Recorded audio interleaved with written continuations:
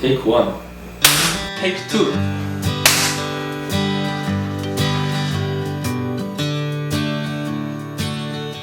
반갑습니다. 닥터 크리스마스입니다. 오늘은 윤곽 수술이라는 부분을 고민하는 분들께 조언을 드리고자 리뷰를 준비했습니다. 우리 한국 사람들은 얼굴이 단두형, 앞뒤로 짧은 얼굴형이라서 아무래도 전면이 넓적대대하고 좀 큰 편입니다. 그래서 내 얼굴이 너무 크지 않나? 광대가 너무 크지 않나? 턱이 너무 도드라지지 않나? 이런 고민을 많이들 하고 계시죠. 그래서 여러분들께서는 얼굴을 깎아야 되겠어.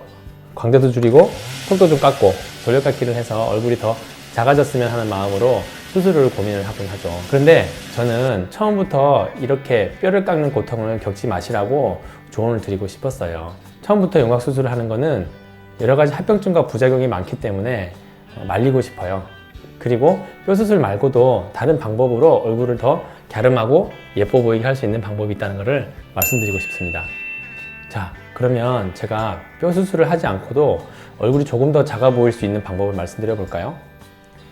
우리가 길을 걸어가다 보면 지나가는 트럭을 볼 수가 있어요.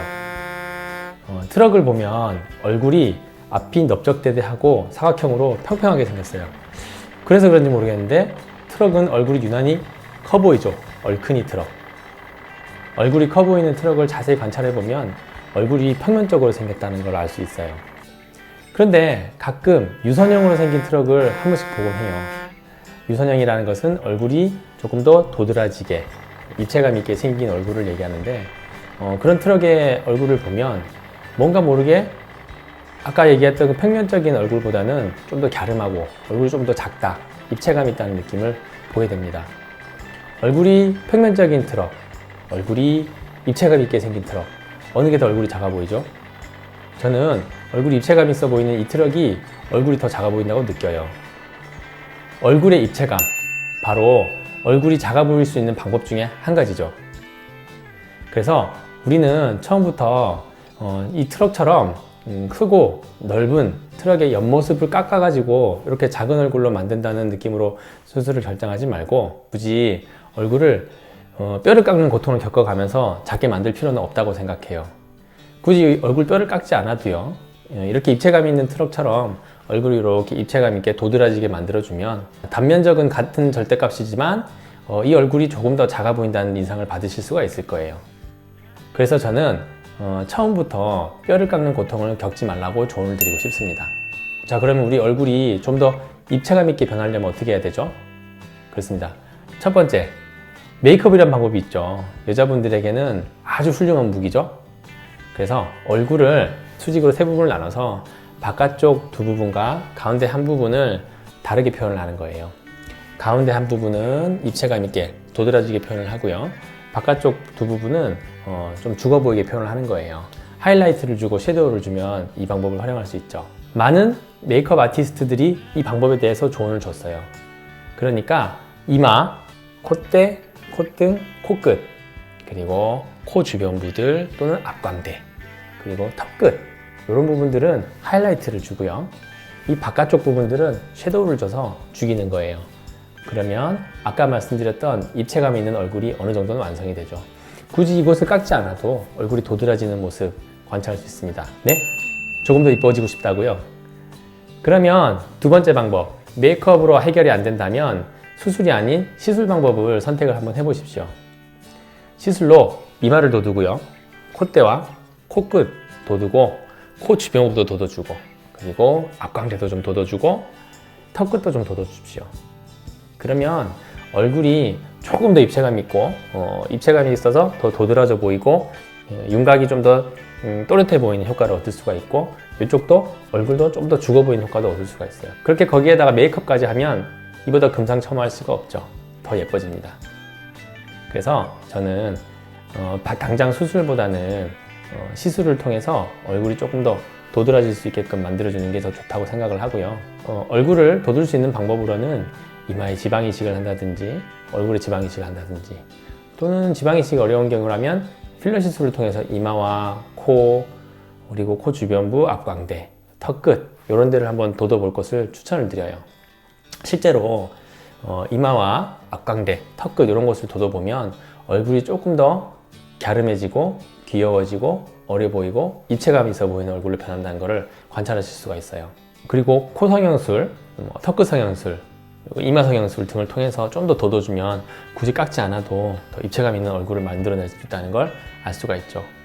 실제 사례를 이렇게 보시면 이마가 이렇게 없던 사람이 이마가 이렇게 생겨나면 조금 더 얼굴이 입체감 있는 얼굴로 변해서 좀 더 생기 있어 보이는 얼굴, 좀 더 작아 보이는 얼굴로 느껴지기도 하고요. 또 이렇게 얼굴에 볼륨감이 없는 사람도 볼륨을 주면 이마도 조금 더 볼록해지고 앞광대와 턱끝이 조금 더 입체감 있게 변해서 좀 더 어려 보이는 얼굴, 좀 더 입체감 있어 보이는 얼굴로 변하기도 합니다. 그리고 이런 케이스에서처럼 턱선과 목선이 구별이 뚜렷하지 못해서 입체감이 없던 것도 이렇게 턱선과 목선이 구별이 뚜렷해져서 좀 더 입체감 있는 얼굴로 변하게 되죠. 이 얼굴이 좀 더 매력적이지 않나요?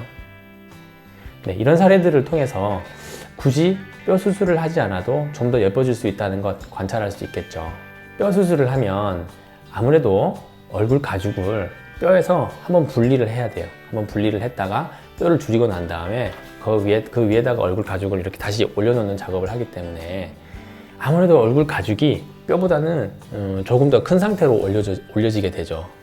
그리고 뼈 수술을 하다 보면 뼈와 얼굴 가죽이 분리돼야 되기 때문에 시야를 확보하기 위해서는 어쩔 수 없이 얼굴 가죽과 뼈 사이를 박리를 해야 돼서 인대들을 좀 손상시킬 수밖에 없어요.